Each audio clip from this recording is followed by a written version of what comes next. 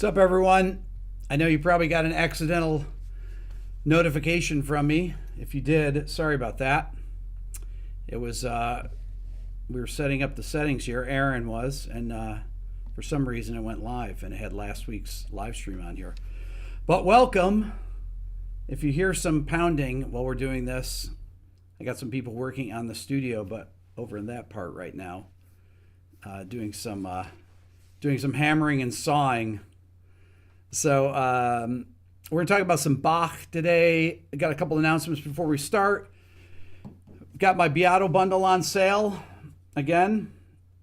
That's my Beato Ear Training, my Beato Book Interactive, my Beginner Guitar course, and my Quick Lessons Pro. That's more like an intermediate guitar course. We're going to talk about some music theory today. We're going to talk about guitar-related things. Related to all these different things. So it's going to be ear training, it's going to be some theory, but it's going to be based on a piece of Bach's. We're going to talk about the first cello suite. But I'm not going to play it in the typical guitar key, which is D major. I think it's normally played. I'm going to play actually in that actual key. And I'm going to play along with the, or I'm going to play it and then I'm going to play along and talk about what's going on harmonically. Also, quick note, I have a show in Stockholm, Sweden, for those of you that are in Sweden. If you are, click on here and say, I live in Sweden. It's on July 22nd at the Södra Theater. It's actually not pronounced theater. I forget what it is, but it's you can find the description or the links there. And also playing in Berlin on October 28th. Both the links are in the description below. You'll see Mike and Aaron in the stream here posting about the bundle sale that's on today. Okay, so we're going to start here with this cello suite in G major. This is BWV 1007. I played this on cello. I started on the cello, and I played this on the cello when I was a kid.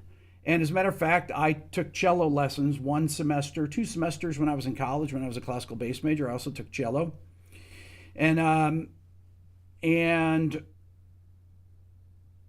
that's what we're going to talk about today. So I'm going to play this for you so you know what this one is. Listen.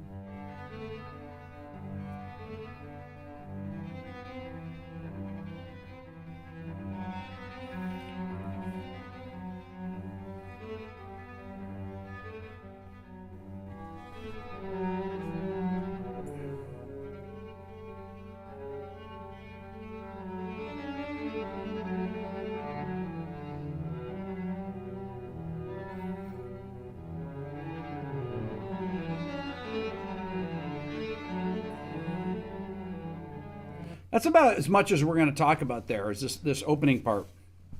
Now, one of the things about this, it starts with a G major spread triad there. So it's root, 5, 3rd. And then it goes to the 9th. Watch. And then it goes to a C over G. That's the 4 chord, but there's your G. But in each case, it's using a neighbor tone there to bounce off of. Then we go D7 over G. Then.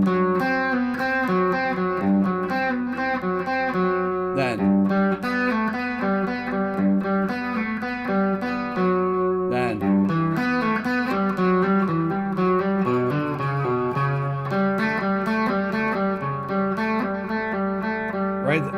That would be like A7, or it could be like a C sharp diminished. It's really A7.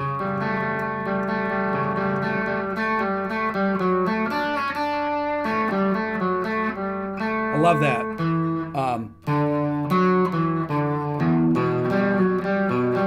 That's E minor, spread triad. Once again, it's using a neighboring tone there.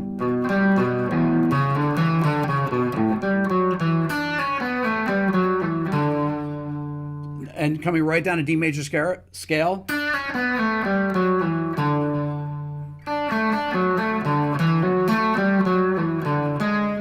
Then it goes to this D diminished.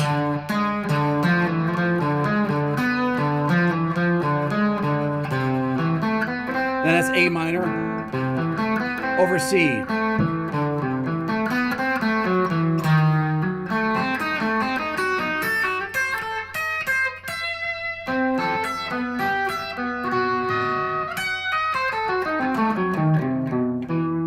Okay, I changed it a little bit there. Okay, I'm using the harmony on this, and I'm essentially using the same harmonic and melodic structures there. So if you think of this as a G add 9 sound, you'll see me do these things a lot if you watch my Instagram or any of my shorts here.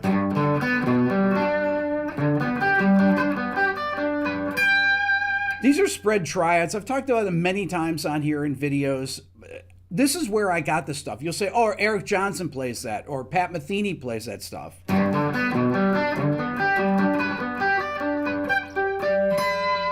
So those are G major spread triads. All this stuff is in my Beato book, all these fingerings, and I actually teach you how to recognize them by ear, how to hear that G add 9 sound.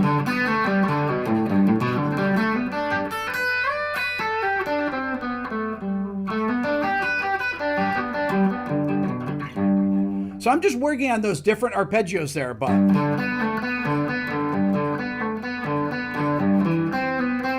that's just beautiful there, this. That's C major. The C major is here, right? It's really C major over G. So you're going G, C over G, then it goes to D7, right?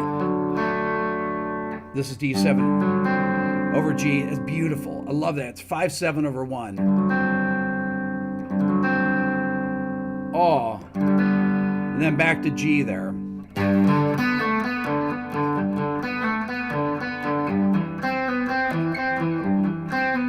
So satisfying.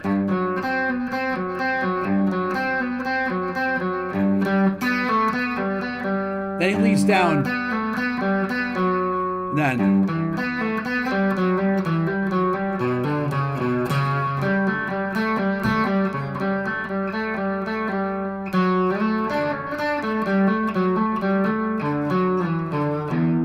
First time I didn't play the fingering like that. I played a different fingering that time because I just play this by ear essentially, right?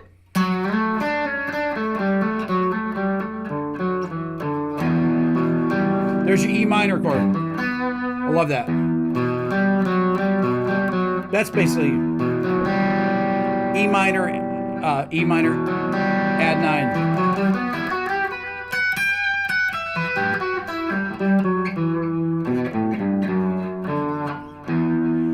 Once again, beautiful sounds. Add 9s, using these neighbor tones that are in the scale. Even this thing, this part.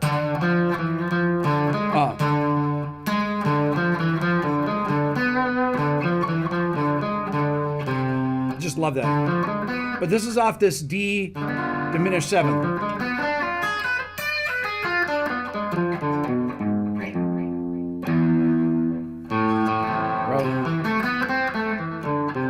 Once again, this would be like an A minor.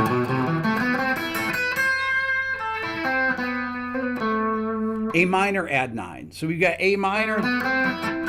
So I was thinking about this. You know, when I interviewed Sting, he talked about listening to Bach every day. And then I thought about this. I was like, you know what? That Bach cello suite here, this. If you think about it like this as a chord. Right?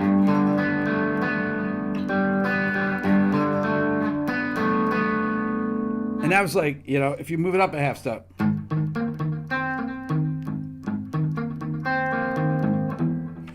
And I was like, wait a second. That's every breath you take, right?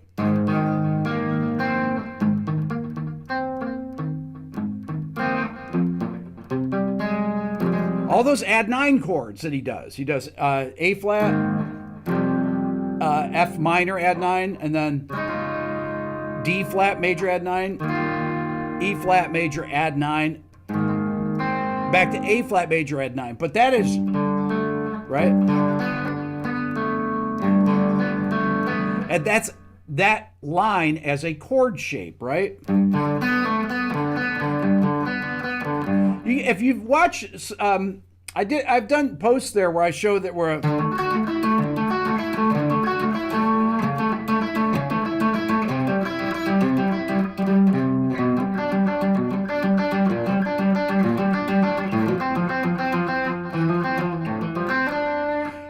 I started developing these licks way, way long ago, before I heard Eric Johnson, from playing these things on the cello. And then I would break them down on the guitar. And if you ever see them, so if I'm thinking like C major,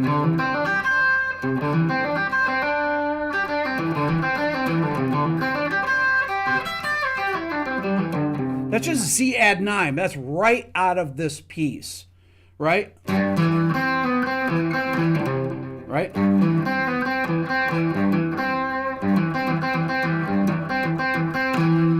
Just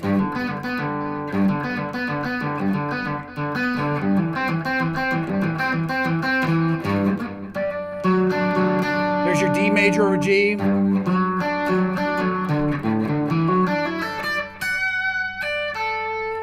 D major, add 9.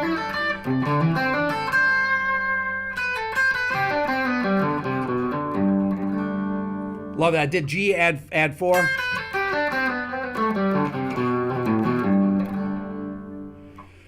So all these different arpeggios you can get right out of one Bach piece, this first cello suite. Diminished seventh arpeggios, spread triads with the add 9, inverted spread triads, right? So you got root position G major spread triad, second inversion C major spread triad. Then you have this essentially doing D7 over G. So it's like it has the it's what we call a 5/7 over 1. It's a beautiful, and this tritone resolves to the root and third of G major. So when I listened to this, when I was a kid and I started playing this on cello, I immediately started thinking like, wow, what does this sound like on guitar? And this is kind of where I started coming up with these things. And then right,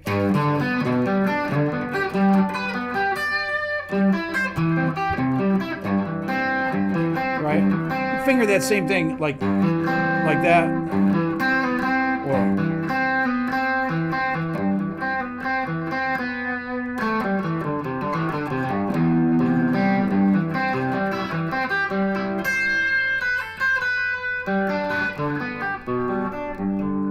Love that. Love those sounds. And I use those diatonic.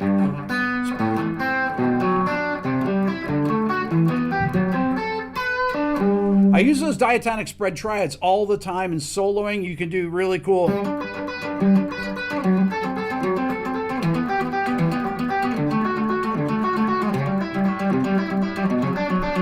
Actually, I go.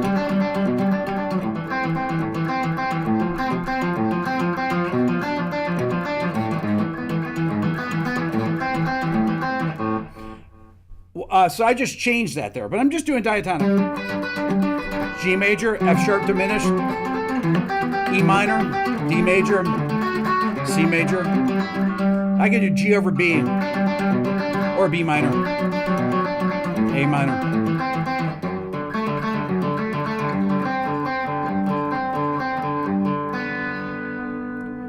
Beautiful, right?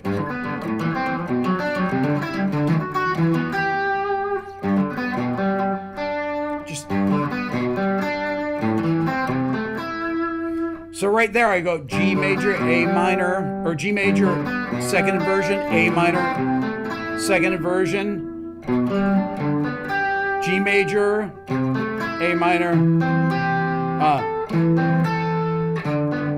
Even taking two triads from the key of G major, just G major and A minor and going back and forth between them. G major, then A minor, G major, A minor.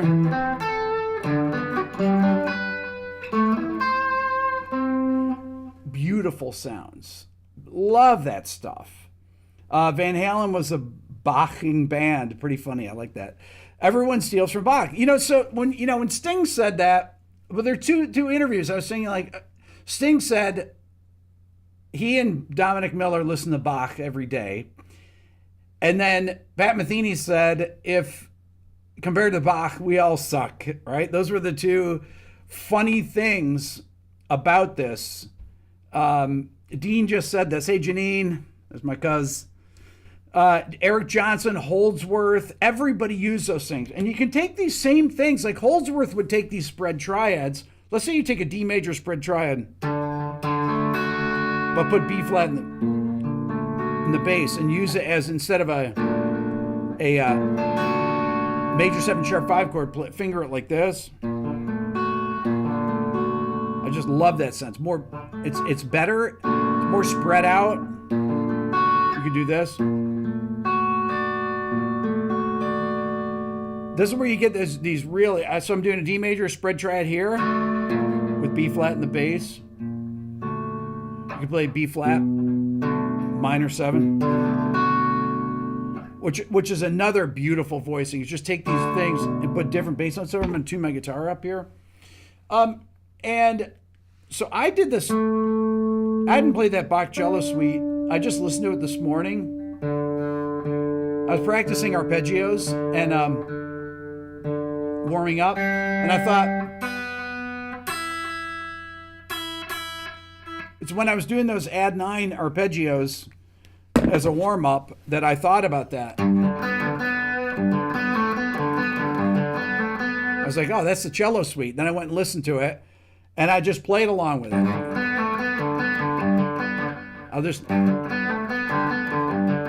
What I'm doing there too, I'm doing that hammer on from nowhere. If you can see my picking aim, it's kind of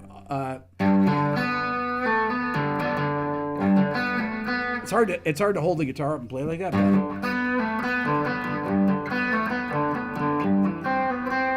What are you doing?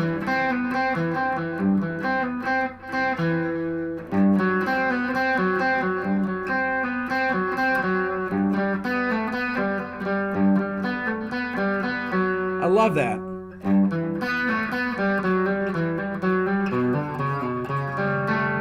Or there you go.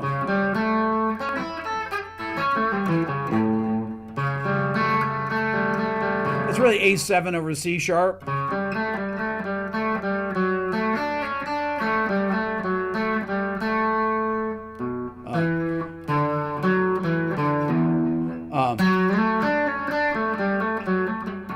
That's actually better to finger it like that.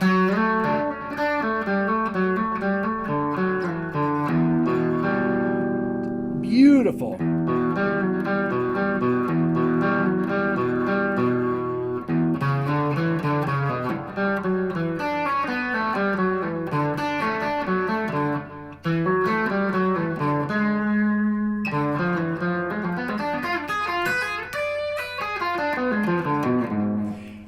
The diminished 7th arpeggios, all those, and then the neighbor tones. So this is really, there's a linear component. It's really a chord progression that's happening. That is, and that chord progression is broken up to work on the cello. So the guitar is tuned in 4ths, and the cello is tuned in 5ths. So these ideas on the cello are actually, they're actually easier to play as held chords because the spreads are not as far, because a 5th is straight across the string, right? The cello being tuned in 5ths, whereas here you have to go up 2 frets to get a 5th interval. But the whole point of this is to talk about, how do you actually take ideas from someplace, or from a composer like Bach. It could be from any composer, any romantic composer, Beethoven, Schubert, Schumann, Mendelssohn, Strauss, Wagner, whoever. Brahms. You could take it from classical composers, Haydn, Mozart, early Beethoven, and take the harmonic movements and the linear movements, but use it in your playing for improvising. And there are just so many, if you start going to the violin partitas and the solo cello pieces, there's so many great licks to take out of them, because Bach took these things and broke them apart into chords but they all follow the same kind of resolution. You know, they would all be chord progressions that would be moving somewhere. So like what I like to do then is take a progression, let's say it could be 1, 4, 5. That's, so you got, if you're in G, so you got G, C, and D, right? So if I go G, C,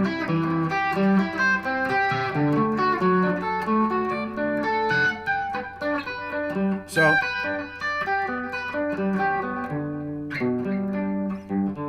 I'm just going right over those. I'm just connecting them.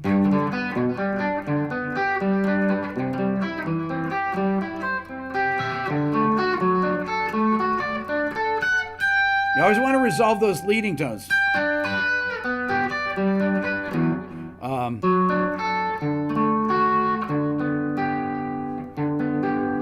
Knowing where all these things are on your instrument, that's the other trick of this, and how to practice them. Learning these different arpeggios, you know, whether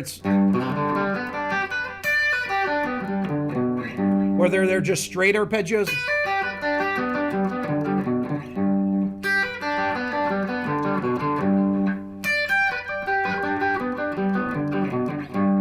That's all G major all the way across the neck, or if you cross positions.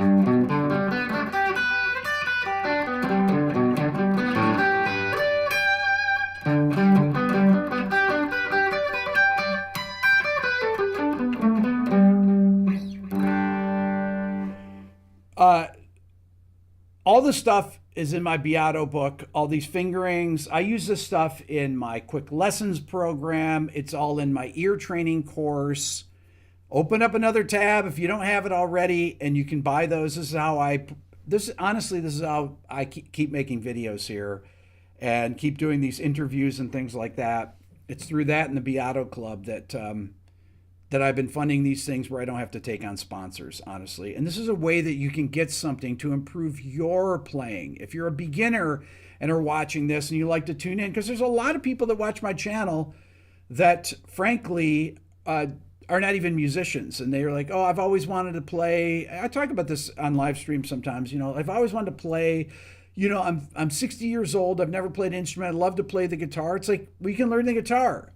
And my beginner course starts with how to hold the guitar, how to tune the guitar, how to learn open chords, how to learn your first strumming patterns, how to learn picking patterns.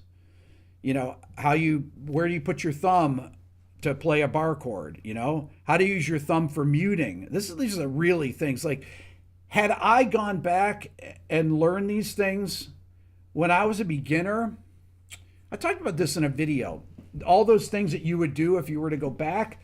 But I'll tell you one thing that's interesting from starting on the cello and then going to the bass.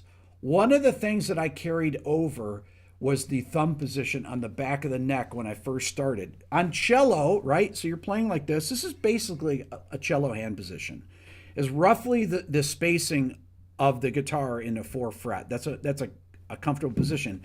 But then the real key is where the thumb is on the back of the neck. So when I first started, I could play.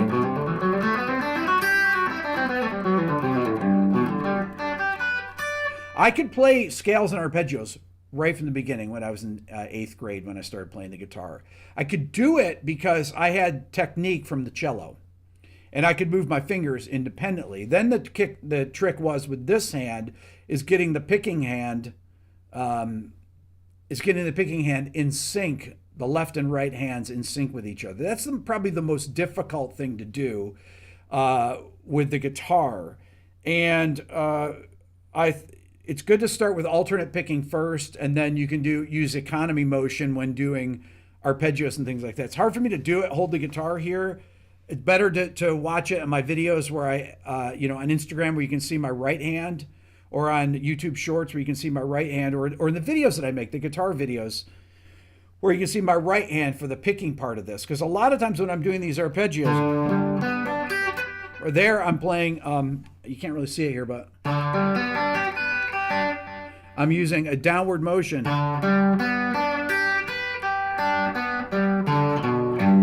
So right there, When I'm going down, sometimes I'm doing alternate picking. It all depends on how I want it to sound. So sometimes I'm doing alternate picking. Sometimes I'm doing hammer-ons from nowhere. This. I'm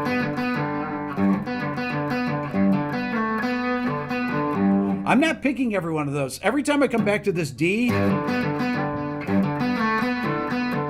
I'm just playing the note with my left hand only. And it's good to be able to have the force of that thing. It's called a hammer-on from nowhere, where you just... I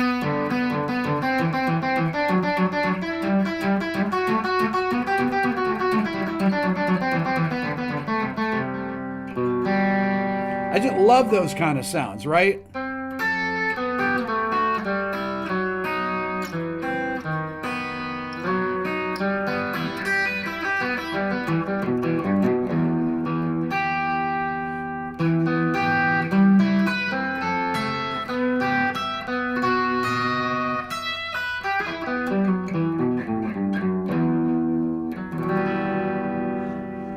If you just know these little chord progressions and some arpeggiate them and just connect them with some scale tones, I mean, that's really what this stuff is, right? Right.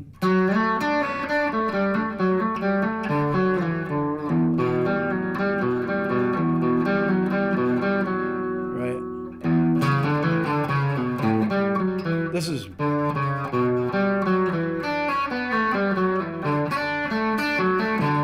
This is where you have to be able to play these things. That's why I practice my arpeggios.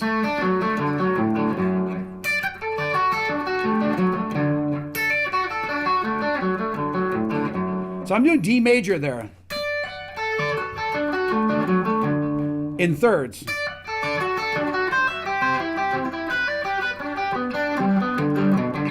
So I did D major C. So I'm doing 5-4-1. D, C, G.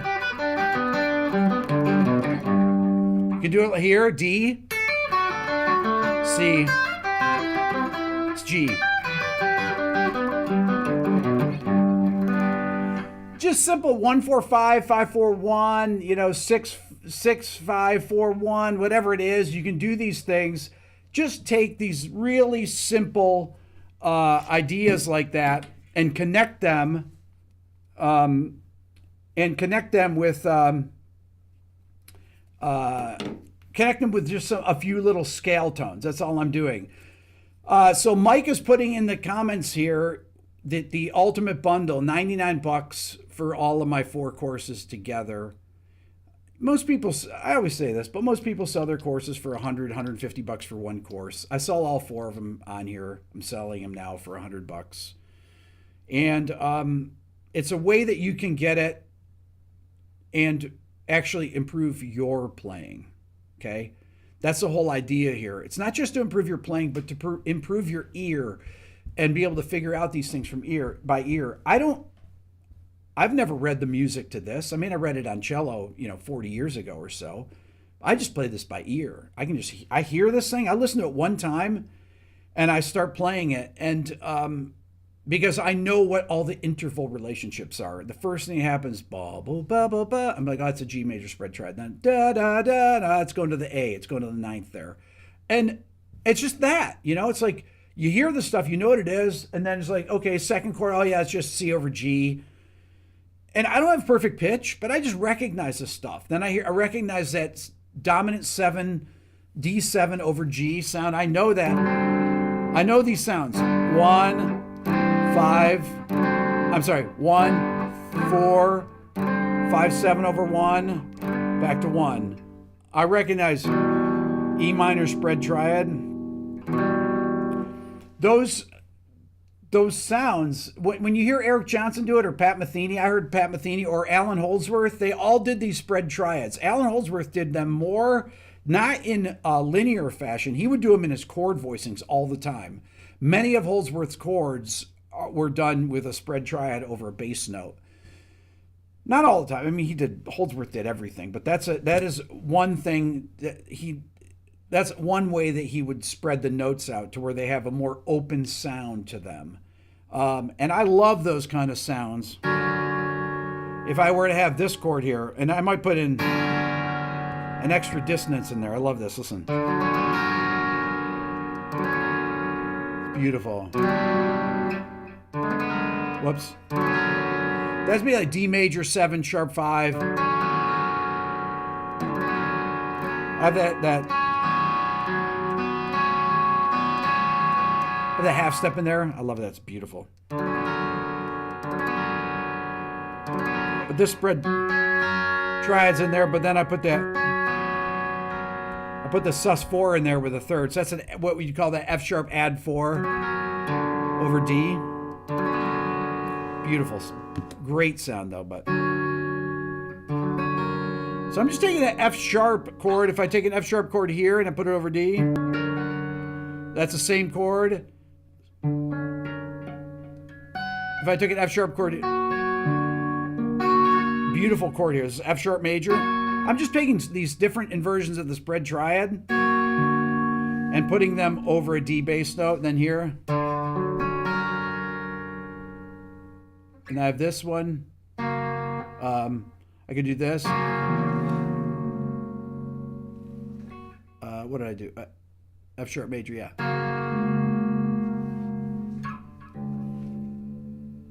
There we go. That's great. I just tuned down to drop D for that. I'm gonna have to tune back up.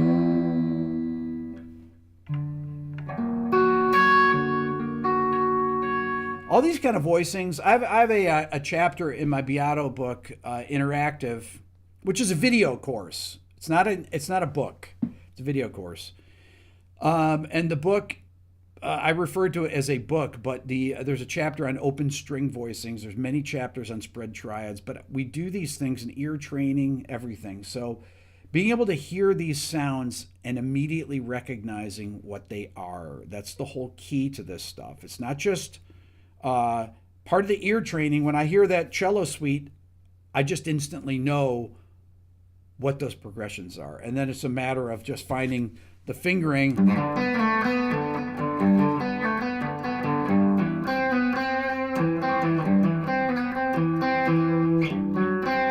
I just love those things. It's just absolutely beautiful to hear those things. And then, like I said, Sting, Every Breath You Take or Message in a Bottle. All these things are, you can find these type voicings that are in Bach. So anyhow, any questions, leave them in the comments below. Click on another link here. If you're not, and you can get the Beato Book, $99, along with my ear training course, Quick Lessons Pro, and my beginner guitar course. And if you live in Sweden, I'm going to be in Stockholm on July 22nd, and I'm going to be in Berlin on October 28th. Get your tickets now. Look forward to meeting some of you. You guys are awesome. Have a great rest of your weekend, and got some special other interviews coming up.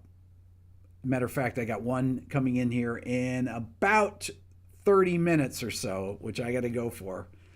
But it's one of a guitar player that many of you will know. All right. Have a great rest of your weekend. We'll see you. Take care.